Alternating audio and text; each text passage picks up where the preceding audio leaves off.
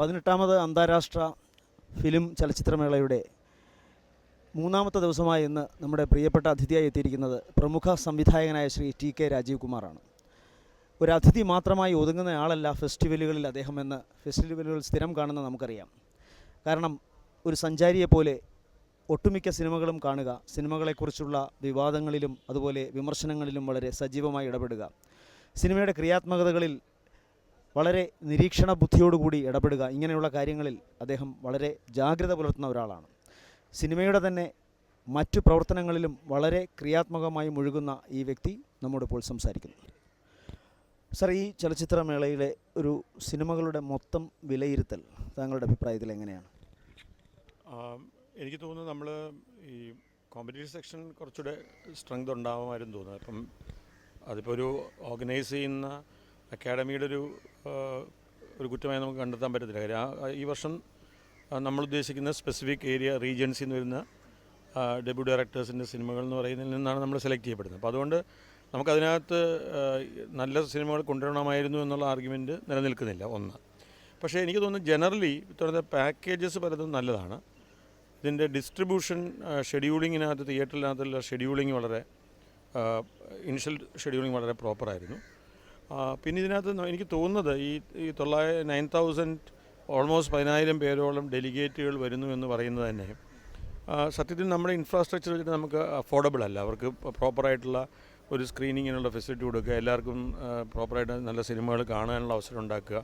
അപ്പോൾ അത്തരത്തിൽ ഇതിൻ്റെ ഒരു എന്നാൽ നമ്മുടെ ഫെസ്റ്റിവലിൻ്റെ ലോകത്തിലെ മറ്റ് ഫെസ്റ്റിവലുമായിട്ട് കമ്പയർ ചെയ്യുമ്പോൾ നമ്മുടെ ഫെസ്റ്റിവലിനുള്ള ഏറ്റവും വലിയ മഹത്വം അല്ലെങ്കിൽ ഏറ്റവും നല്ല ഫാക്ടറായിട്ട് ആൾക്കാർ പറയുന്നത് IFFK ദ റൈറ്റ് ഓഡിയൻസ് എന്നാണ്. നല്ല ഓഡിയൻസിന് പ്രേക്ഷകരുള്ള ഒരു ഫെസ്റ്റിവൽ, ഇത്രയും പ്രേക്ഷകരുള്ള ഒരു ഫെസ്റ്റിവൽ ഉണ്ടെന്ന് എനിക്ക് തോന്നുന്നില്ല. ഞാൻ കണ്ണവനം ഫെസ്റ്റിവൽസിൽ പോയിട്ടുള്ള ആളെന്നത്.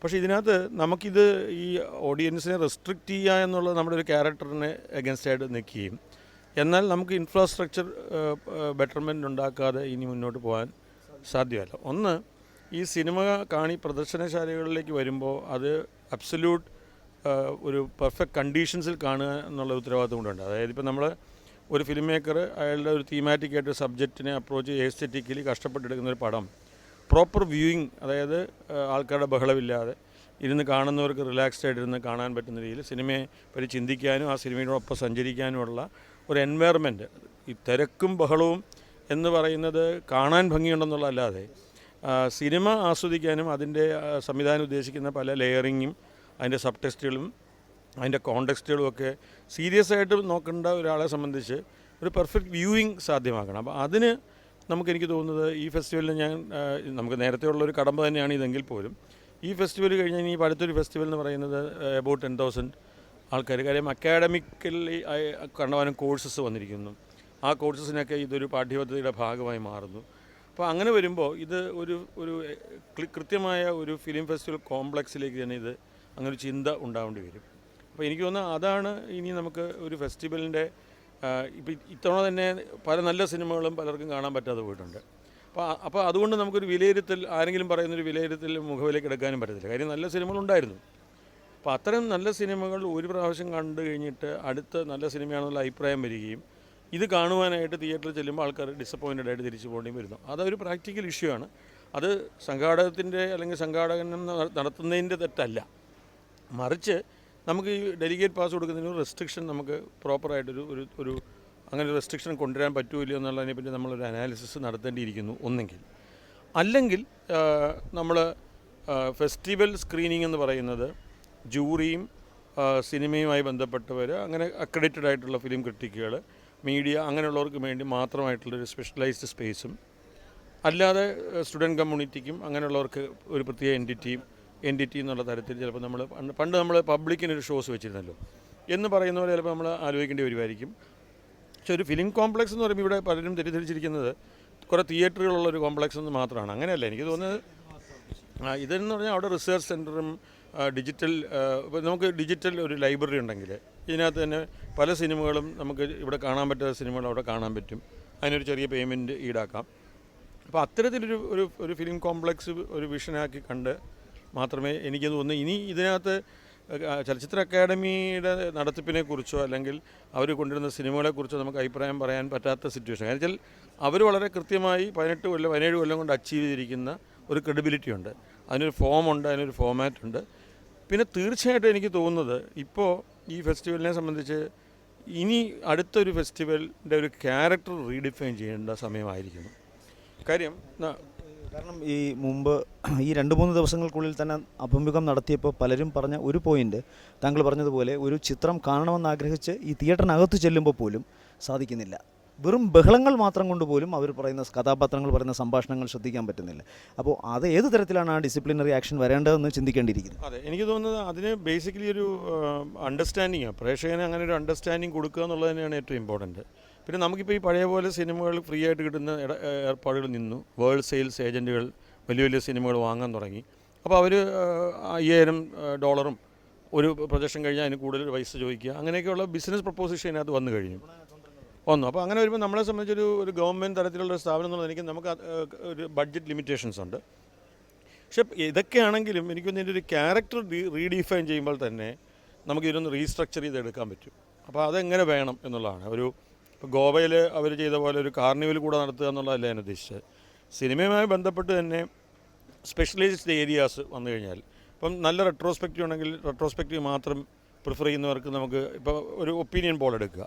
ഇപ്പോൾ നമുക്ക് സത്യത്തിൽ ചെയ്യാമായിരുന്നത് അതായത് ഇപ്പോൾ നമുക്കിപ്പോൾ വേണമെങ്കിൽ ഈ വന്ന ഡെലിഗേറ്റുകളുടെ അവരുടെ ഒപ്പീനിയൻ അല്ലെങ്കിൽ അവരെന്താണ് ഇഷ്ടപ്പെടുന്ന ഒരു ഫെസ്റ്റിവലിൽ അവരുടെ ചോയ്സ് ഓഫ് ഫിലിംസ്, ഇപ്പോൾ നമുക്കൊരു റെട്രോസ്പെക്റ്റീവ് കാണുന്ന ഒരു 1000 പേര് കാണും, അല്ലെങ്കിൽ കോമ്പറ്റീവ് സെക്ഷൻ കാണുന്നത് 1500 പേര് കാണും എന്നൊരു കണക്ക് കൂട്ടൽ നമുക്ക് ആവശ്യമാണെന്ന് എനിക്ക് തോന്നുന്നത്. കാര്യം അല്ലെങ്കിൽ വേൾഡ് സിനിമ ഉണ്ടെങ്കിൽ എങ്ങനെ, മാസ്റ്റേഴ്സിൻ്റെ സിനിമ ഉണ്ടെങ്കിൽ കാണും. ഇപ്പോൾ ഈ വേരീഡ് ഇൻട്രസ്റ്റ് ആൾക്കാർക്കുള്ളതേ. അപ്പോൾ ആ വേരീഡ് ഇൻട്രസ്റ്റ് വെച്ചുകൊണ്ട് വലിയ തിയേറ്ററിൽ വേണോ വേൾഡ് സിനിമ, റെട്രോസ്പെക്റ്റീവ് കുറച്ചുകൂടെ വലിയ തിയേറ്റർ വേണോ അതോ ചെറിയ തിയേറ്റർ വേണോ, മലയാള സിനിമ നൗ എന്ന് പറയുന്നത് ഇവിടുത്തെ ഏറ്റവും വലിയ തിയേറ്ററിലാണോ കാണിക്കേണ്ടത് അതോ ഇൻവൈറ്റേഴ്സിന് വേണ്ടി മാത്രമായിട്ടാണ് നടത്തേണ്ടത്, ഇങ്ങനെയൊക്കെയുള്ള ഒരു പാരാമീറ്റർ നമ്മൾ വർക്ക് ചെയ്യേണ്ടി വരും. ഒന്ന് ഇത് ഈ ഒരു കാര്യം വളരെ ഉറപ്പാണ്, ഇനി ഈ സിനിമ പ്രോപ്പറായി വ്യൂ ചെയ്യാൻ അവസരം കൊടുത്തില്ലെങ്കിൽ ഈ ഫെസ്റ്റിവലിൻ്റെ പ്രയോജനവും അല്ലെങ്കിൽ നല്ല സിനിമ ആസ്വദിക്കാൻ പറ്റാതെ വരികയും ഇത് സിനിമ അയക്കുന്ന സംവിധായകരെ സംബന്ധിച്ച് തന്നെ ആൾക്കാരെ കാണുമ്പോഴുള്ള എക്സൈറ്റ്മെൻറ്റ് ശരിയാണ്, പക്ഷേ അവരുടെ സിനിമ പ്രോപ്പറായിട്ട് വ്യൂ ചെയ്യുന്നില്ല എന്ന് പറയുന്നൊരു സംഗതി അവരോട് ചെയ്യാവുന്ന ഏറ്റവും വലിയ ഇൻസൾട്ടാണ്. ഇപ്പോൾ തന്നെ പറഞ്ഞു തരംതിരിക്കലുകൾ ആവശ്യമാണ് എന്ന്. 1991, 87, 1987 ഈ വർഷങ്ങളിലൊക്കെ IFFI നടത്തിയിരുന്ന ഫെസ്റ്റിവലുകൾ വന്നിരുന്നു ഇവിടെ. അന്ന് പത്രക്കാർക്ക് പ്രത്യേകം, മീഡിയക്ക് പ്രത്യേകം, ആളുകൾക്ക് ഈ പറഞ്ഞ പോലെ തരംതിരിച്ച് കാണുന്നതിന് റെട്രോസ്പെക്റ്റീവിന് ഒരു പ്രത്യേക ഏരിയ ഇങ്ങനെയൊക്കെ ഉണ്ടായിരുന്നു. അപ്പോൾ ഈ തരംതിരിക്കലുകൾ മറക്കുകയും ഒരുപാട് പേരെ ഉൾക്കൊള്ളിക്കുകയും ചെയ്യുകയും ഒരു ജനകീയ സ്വഭാവം വരികയും ചെയ്തപ്പോൾ കലാമൂല്യം എവിടേക്കോ ചോർന്നു പോയെന്നോ അതിനവസരം കിട്ടാതെ പോയെന്നോ ഒക്കെ ഒരു പരാതി ഇപ്പോൾ ഉണ്ട്. എനിക്ക് തോന്നുന്നു നമ്മുടെ നാട്ടിൽ പൊതുവെയുള്ള എല്ലാ കാര്യങ്ങളോടും പ്രത്യേകിച്ച് ഒരു സർക്കാരിൻ്റെ നേതൃത്വത്തിൽ നടക്കുന്നൊരു പരിപാടിക്ക് ആർക്കും അത് എൻജോയ് ചെയ്യാം, അല്ലെങ്കിൽ ആർക്കും അതിൻ്റെ ഫെസിലിറ്റി ആവശ്യമുണ്ടെന്ന് തോന്നുന്നൊരു സമൂഹമാണ് നമ്മുടെ. പ്രത്യേകിച്ച് ഫ്രീ പാസ് എന്ന് പറയുന്ന ഇവിടെ നിർത്തലാക്കാൻ തീരുമാനിച്ച് തന്നെ എന്തെല്ലാം കോൺട്രവേഴ്സി ഉണ്ടാക്കി. ഇപ്പോൾ ഫ്രീ പാസ് ഇല്ല എന്നുള്ള ഒഴിച്ചാൽ ഇത് നമുക്ക് കാണേണ്ടതാണ് എന്ന് കാഷ്വലായിട്ട് എടുക്കുന്ന കുറേ ആൾക്കാരുണ്ട്. അതിന് പകരം അതിന് ഒരു വളരെ ഇപ്പോൾ സ്റ്റുഡൻറ്റ് കമ്മ്യൂണിറ്റി തന്നെയാണെങ്കിൽ, ഇപ്പോൾ നമുക്ക് ഇപ്പോൾ മീഡിയ കോഴ്സസ് ഉള്ള സ്റ്റുഡൻറ്റ് കമ്മ്യൂണിറ്റി വരുന്ന കോളേജിൽ നിന്ന് പ്രിൻസിപ്പലിൻ്റെ കോളേജ് വഴി വേണം ആപ്ലിക്കേഷൻ വരേണ്ടത്. ഇപ്പോൾ മീഡിയയ്ക്ക് അക്രഡിഷനുള്ള മീഡിയയ്ക്ക് അവിടുന്ന് ചീഫ് എഡിറ്ററുടെ ലെറ്റർ വേണമെന്ന് പറയുന്നത് പോലെ അങ്ങനെ ചില റെസ്ട്രിക്ഷൻസ് വരുത്തിയാൽ ഒരു ക്യാമ്പസിൽ നിന്ന് ഫിലിം സ്റ്റഡീസ് സ്പെഷ്യലൈസ് ചെയ്യുന്നവർക്ക് കാണാനും പറ്റും. ഇപ്പോൾ ഫിസിക്സും കെമിസ്ട്രിയും പഠിക്കുന്നവർക്ക് സിനിമ കാണണ്ടെന്നില്ല ഞാൻ പറഞ്ഞത്, അവർക്ക് കാണാം, പക്ഷേ ഇവർ പഠിക്കുന്നവർക്ക് ഒരു പ്രയോറിറ്റി കിട്ടുമല്ലോ. ഇതൊന്നും ഒരു ശാശ്വത പരിഹാരം അല്ല താനും, നമുക്ക് ഇങ്ങനെയൊക്കെ ചെയ്ത് നോക്കാമെന്ന് പറയാവുന്നേ ഉള്ളൂ. പക്ഷേ എനിക്ക് തോന്നുന്നത് ഇതിൻ്റെ ഒരു സ്വഭാവം ഫിലിം ഫെസ്റ്റിവൽ എന്ന് പറയുന്നതിൻ്റെ ക്യാരക്ടർ റീഡിഫൈൻ ചെയ്യുമ്പോൾ കുറേ പേര് അങ്ങ് മാറും. അതായത് ഇതൊരു ഉത്സവമല്ല, മറിച്ച് ഇത് കുറച്ചുകൂടി സീരിയസ് ആയിട്ട് കാണേണ്ട ഒരു വിഷയമാണ്. നമ്മളവിടെ പോകണമെങ്കിൽ നമുക്ക് അത്യാവശ്യം സിനിമ കണ്ടിരിക്കുന്ന ഒരു പരിചയം ആവശ്യമാണ് എന്നൊക്കെയുള്ളൊരു ബോധം ഉണ്ടാക്കുന്ന തരത്തിൽ ഇതിനൊന്ന് റീഡിഫൈൻ ചെയ്യണം. അതിന് ഏതെങ്കിലും തരത്തിൽ സാധ്യത ഉണ്ടോ?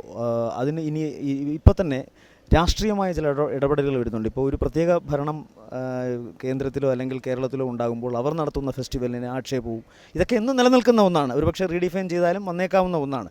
ഇതിനെയെല്ലാം അതിജീവിക്കാൻ സാധിക്കുമോ? സാമ്പത്തിക പ്രതിസന്ധികൾ കൂടുതലുണ്ടാവുമോ? അല്ല, എനിക്ക് തോന്നുന്നത് ഇപ്പം നമ്മുടെ ഇവിടെ ഇപ്പോൾ ഭാഗ്യവശാൽ നമ്മുടെ ഫിലിം ഫെസ്റ്റിവലിനെ സംബന്ധിച്ച് അതിനകത്തൊരു കാലാകാലങ്ങളിൽ മാറുന്ന സർക്കാരും അങ്ങനെ ഒന്നും ഇടപെടുന്നൊരു ഏരിയയേ അല്ല ആക്ച്വലി. ഇത് സർക്കാരിനെ സംബന്ധിച്ച് ഏത് സർക്കാർ വന്നു കഴിഞ്ഞാലും അവർക്ക് വളരെ അന്തസ്സായിട്ട് ഒരു ഇൻ്റർനാഷണൽ മാപ്പിൽ പറയാവുന്ന ഒരു ഇവൻറ്റ് തന്നെയാണ്. അപ്പം അതിൻ്റെ മൂല്യം കളയാതെ, അതിന് മൂല്യം നഷ്ടപ്പെടാതിരിക്കുക എന്നുള്ളത് ഒരു ഗവൺമെൻറ്റിനെ സംബന്ധിച്ചും ഇതുമായി പ്രവർത്തിക്കുന്നവരും സിനിമ ഇൻഡസ്ട്രിയുടെയും ഒരു പ്രസ്റ്റീജിയസ് സംഭവം തന്നെയാണ് എനിക്ക് തോന്നുന്നത്. അപ്പോൾ എനിക്ക് തോന്നുന്നത് ഇതിൻ്റെ ഒരു ബൈഫർക്കേഷൻസൊക്കെ ഒന്ന് മാറ്റിയിട്ട് ഇതിനെ ഒരു ഇപ്പോൾ ഞാനിപ്പോൾ പറയുന്നത് പ്രാക്ടിക്കലി നടക്കണമെന്നൊന്നുമില്ല, എന്നാൽ പോലും ഇപ്പോൾ നമ്മളിപ്പോൾ ഒരു ഷേക്സ്പിയറിൻ്റെ മാക്ബത്ത് എന്ന് പറയുന്നൊരു പ്ലേ, ആ ഒരു പ്ലേ ഇന്ന് വൈകിട്ടുണ്ട്. ആ പ്ലേ വൈകിട്ടുണ്ട്, അതിനുശേഷം ആ മാക്ബത്ത് തന്നെ സിനിമ ഉണ്ടാവാം. അപ്പോൾ അതിനൊരു ഡിസ്ട്രിബ്യൂഷൻ കിട്ടും. പ്ലേ ഈ സിനിമ കണ്ടിട്ടുള്ളവരുണ്ടാവും, അവർക്ക് പ്ലേ കാണാനുള്ള ഒരു, ഇപ്പോൾ തിയേറ്ററിൽ നിന്നാണ് ആ സിനിമയിലേക്കുള്ള ട്രാൻസിഷൻ നമുക്ക് മനസ്സിലാക്കാൻ പറ്റും. ഇങ്ങനെ ചില കാര്യങ്ങൾ വരുമ്പം ഈ ഇൻട്രസ്റ്റ് ഓഫ് ദി ഓഡിയൻസിനെ നമുക്കൊന്ന് റീഡിഫൈൻ ചെയ്യാൻ പറ്റും.